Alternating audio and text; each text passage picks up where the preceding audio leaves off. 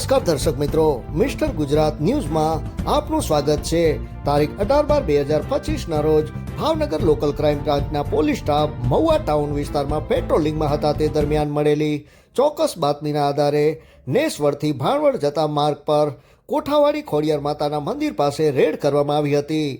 Red દરમિયાન બંધ body ટ્રકમાંથી ભારતીય બનાવટના ઇંગ્લિશ દારૂ અને બિયરનો જથ્થો મળી આવ્યો હતો।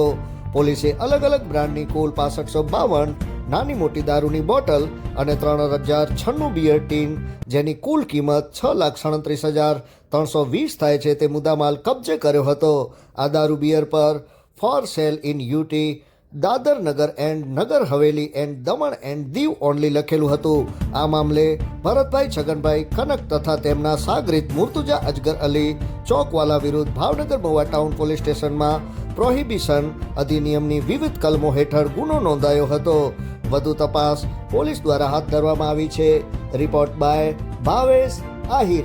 જોતા રહો મિસ્ટર ગુજરાત ન્યૂઝ, સત્યતાની સાથે સ્પષ્ટ વાત।